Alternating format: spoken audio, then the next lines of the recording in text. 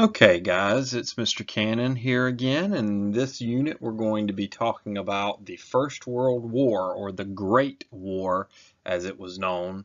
World War I is going to be a war that of course changes the course of history dramatically, and the end result of World War I is going to lead to World War II, which we'll look at in a minute. So let's get started and look at what are some key facts you need to know about the First World War. Let's start by looking at how World War I began. Now, when we're talking about World War I, we're mainly talking about Europe, okay? This was a European war, but because the major powers of the world were in Europe during this period, that's why it's called a world war. But Europe, there are going to be three reasons that Europe goes to war with itself. The first is nationalism, the second is militarism, and the third are secret alliances. Nationalism in and of itself isn't a bad thing. All nationalism means is that you have pride and loyalty to your country. Now, certainly people would say that nationalism is a big thing in America. People are proud of America, they're loyal to America. In Europe, this nationalism began to take an extreme turn as nations began to view themselves as so much better than their neighbors that they began to compete, which is going to lead to militarism. And what that means is if Great Britain thinks they're so much better than Germany, well, I better make sure that my military is built up in case I ever need it against Germany. So they began building up their militaries, their weapons, their ammunition, their soldiers in preparation for a conflict that wasn't even near happening. But they believed it was, so they built up their military, and that's sort of going to help the conflict actually happen. The fact that they are competing so strongly with one another militarily. So we've got this severe nationalism, we've got the militarism, and then the final result is going to be the secret alliances. And you can see there are two big groups in Europe during that period, the Triple Entente and the Triple Alliance, basically where you had Great Britain, France, and Russia who were allies with one another, and then Italy, Austria, Hungary, and Germany who are allies with one another. But these other countries are going to be involved, these smaller countries are going to be involved as well. And what these secret alliances did is it said, if you're attacked, I'll come to your defense. And these secret alliances made it impossible to have any nuance. So for instance, if I had an alliance with a country and I told them I was going to back them up, it didn't even matter what circumstance their conflict happened, I had to get involved. And that's not a good idea. So the spark of all of this is going to be the assassination of the leader of Austria-Hungary. His name was the Archduke Ferdinand. You can see Austria-Hungary there. They were part of the Triple Alliance. And he's going to be assassinated by a Serbian nationalist. You can see Serbia is the smaller country underneath Austria-Hungary. And Austria-Hungary's response to that assassination wasn't just to go after the assassins, but was to declare war on Serbia. So Austria-Hungary, who's much bigger and more powerful, is going to basically declare war on Serbia and go after Serbia pretty hard. Well, Russia has a secret alliance. Serbia has a secret alliance with Russia. So Russia is forced to come to Serbia's defense, and Russia then must declare war on Austria-Hungary. Well, as soon as Russia does that, Germany has an alliance with Austria-Hungary. They have to declare war on Russia, and Great Britain has an alliance with Russia, so they have to declare war on Germany, and before you know it, Europe is at war with itself. And that is what ultimately is going to lead to this conflict. So we've got nationalism, which was extreme pride and loyalty to your nation, the belief that you were better than other nations, which leads to militarism, the building up of your military to compete with those nations around you, and then these secret alliances which force countries to come to the defense of other countries if they are attacked. And that's what leads to this gigantic war. The United States was committed to remaining neutral during World War I. We didn't want to have anything to do with the war in Europe, as we called it, to begin with. The American people had no stomach for that war. And so Woodrow Wilson, as president, is going to commit to remaining neutral. In fact, he campaigns in the next election on keeping us out of the war. All at the same time, he understands how difficult it's going to be to stay out of that war. One of the reasons is because we trade with all of these countries, and they didn't want us trading with each other. Germany didn't want us trading with England, and England didn't want us trading with Germany. In fact, Britain's going to put up a blockade of those German ports, so that limits our trade with Germany. And then Germany is going to use submarine warfare against many trade ships, sinking those trade ships, and of course that's going to cause a problem. We don't particularly think we're not ready to go to war over it, but it turns the American people against Germany. Now, in truth, American businesses, privately are making loans to England and France. They're making loans to these allies because we have more of a connection with them, especially England. The American people have a stronger bond with England than we do with any of these other countries. After all, we came from England. So even though we're going to remain neutral, we sort of do take sides here. And the more Germany uses these submarines and U-boats to sink ships, the more they're going to turn Americans, or most Americans, against them. Now, the biggest sinking of any of these ships is the Lusitania. The Lusitania was an English passenger ship, so it was not a ship of war. But Germany's going to sink it and kill over 1,100 people on board. Now, over 100 of those 1,100 were Americans.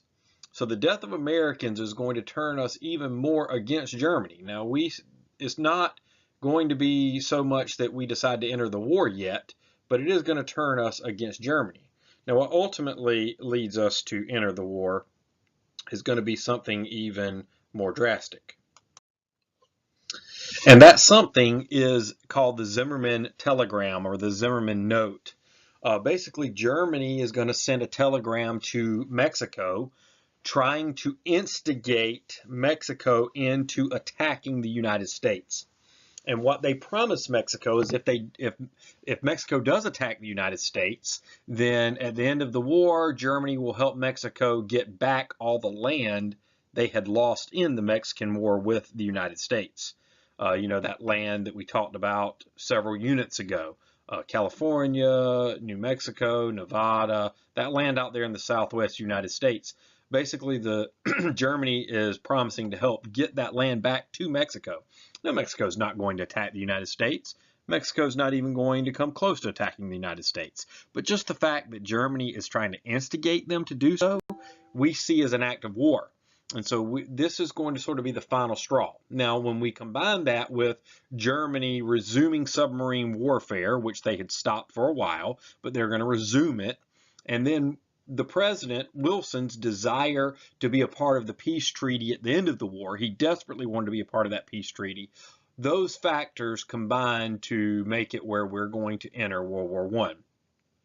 Our entry into World War I is not going to be the only reason that the Allies win, or the only reason that England and France win, but it is going to help turn the table.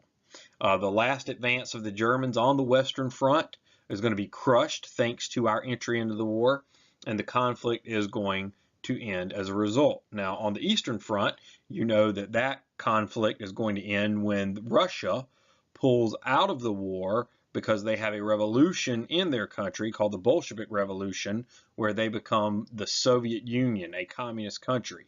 But even with that, Germany is not able to stop and advance any further on the Western Front. And we are a big part of that. Now, here at home, the government is going to use propaganda in a major way to try to unite the country against Germany. Now, it's not going to take too much to do that. The American people, the majority of the American people are already ready to turn against Germany, but certainly the propaganda machine is going to be put out in full effect to turn the American people against Germany and to make them believe that it's very important to defeat Germany in this war. You can see there in the political cartoon, Uncle Sam, that's the figure of the United States, is stamping out the Kaiser, and they're asking for Americans to buy U.S. government bonds. And that was one way that Americans could help with the war effort. Of course, the biggest way you could help was to enlist in the military, and many did. many Americans, many American men did enlist in the military where they were trained in various camps. There were 3 camps in South Carolina: Camp Jackson, Camp Wadsworth, and Camp Seaver. And Camp Jackson, of course, is still around today, except it's known as Fort Jackson. But those camps trained military men. Another thing Americans did was buy war bonds, like that political cartoon is asking them to do. These were loans given to the U.S. government so they could fund the war effort, and then later you would see a return on that investment and get that money back with interest. And then Americans also planted victory gardens. This was a way for Americans to sacrifice buying fruits and vegetables, and that extra food could go to the army and go to the war effort. On a negative side of things, we're going to see Germans portrayed so negatively that Americans are going to do things like rename hot dogs. Hot dogs were known as Frankfurters, which was a German word, and so we're going to rename them hot dogs.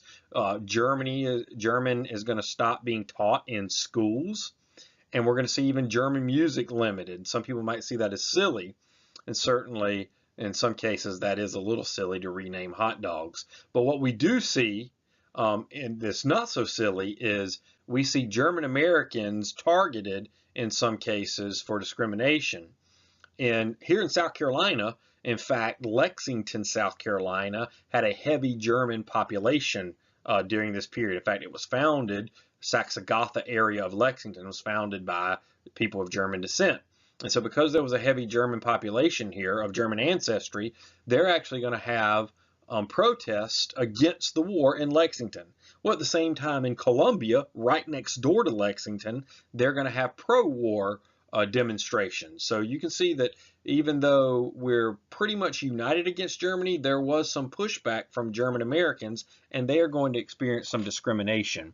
Not to the level that we're going to see in World War II with Japanese Americans, but they are going to receive some discrimination in America. Another thing that happened on the home front is the passage of a law called the Sedition Act.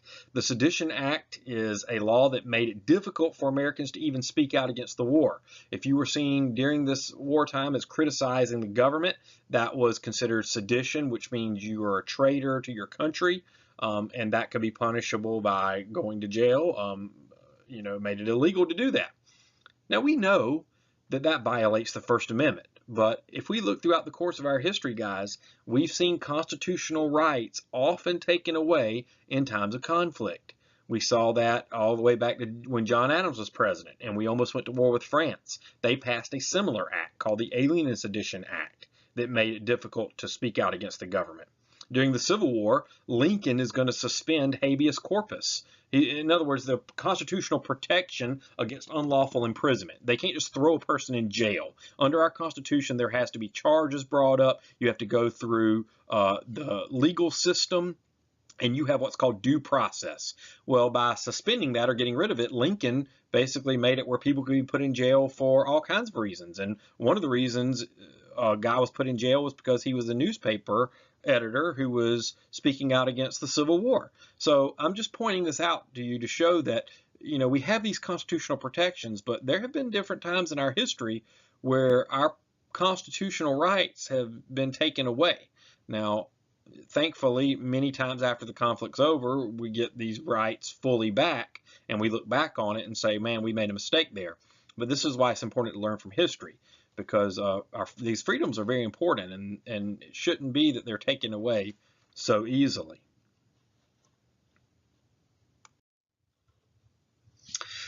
All right, prior to the end of the war, Woodrow Wilson is already thinking about the peace. One of the things that all great leaders know is that the end of wars and how you make peace at the end of a war is almost as important as the war itself.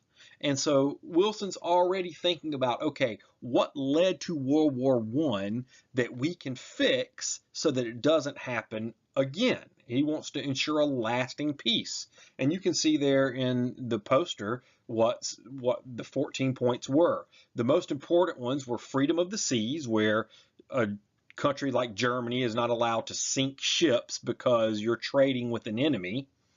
an end to the secret treaties. When we talked about how important those alliances were, those secret alliances where if one country was attacked, another country had to come to their defense. Reducing arms or weapons in these countries. The militarization of these countries is what contributed to World War I. And then also the creation of an international peacekeeping organization. That organization was going to become known as the League of Nations. So President Wilson's 14 points are going to be very important in trying to broker a peace treaty with Germany that leads to a lasting peace. Now we know from our study of history that it didn't lead to a lasting peace. So we know that something went wrong here with these 14 points, because just a few decades later, we're going to see another world war. And part of the reason, or the main reason, that Second World War happens is because the peace treaty that we make here is not a good one. So let's look at that now.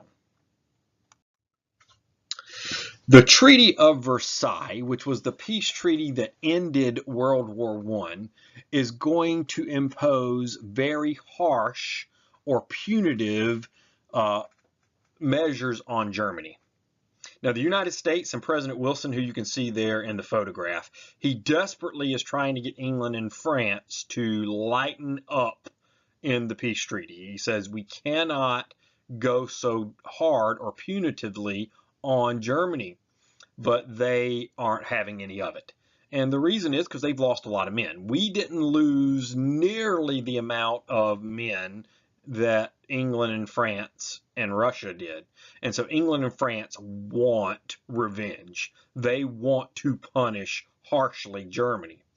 And so Wilson's going to give in to some of those demands if it means he can secure the creation of a League of Nations. His view is, if I give in, I can't get everything I want, but if I give in to some of these harsh penalties, at least if I can get a League of Nations created, then that league can stop the next fight, the next war.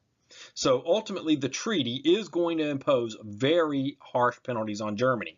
These harsh penalties include forcing Germany to accept guilt for the war. Now, we know it wasn't Germany. The war was not Germany's fault. It was partly their fault, but it was everybody's fault. And yet they're going to have to accept complete guilt for the war.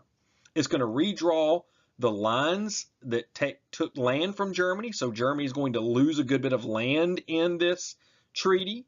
And it's going to force Germany to pay large amounts of money as punishment. These reparations that Germany's going to have to pay, large amounts. Now, in just a few short years, we're going to see a Great Depression hit all of the world.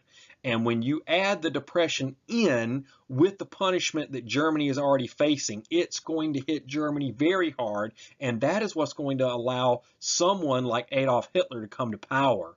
Because Hitler's going to say, hey, look, if you follow me, I will get back our land. If you follow me, I'll get us out of the Treaty of Versailles. No longer will we be punished. No longer will you suffer as the German people. And if you're a ordinary German person who's suffering during this period, that has to sound pretty nice and sweet to hear. And so that is what ultimately will allow Hitler to come to power. Now, in the end, we gave up all of this stuff in the Treaty of Versailles. We allowed England and France to be as harsh as they wanted to be. And we still did not get the League of Nations. We still did not join the League of Nations. Even though a league was created, it was a very weak organization. It required a unanimous vote to get anything done, which means that every country had to agree. Well, every country is not ever going to agree on something. And so the League of Nations is very weak. And it's made even weaker by the fact that we don't join it. And the reason we don't join it, even though it was Wilson's idea, is because our U.S. Senate didn't approve the treaty. This goes to where separation of powers. We are not a country where our leader, we don't have one person that can make all the decisions. So even though Woodrow Wilson was the president and he came up with the idea for the league, he is not the one that gets to decide if we joined the league or not. That was the U.S. Senate's role to decide, and the U.S. Senate didn't approve the treaty, so we didn't even join the League of Nations, which was his idea to begin with. So ultimately, the League of Nations is going to prove to be way too weak.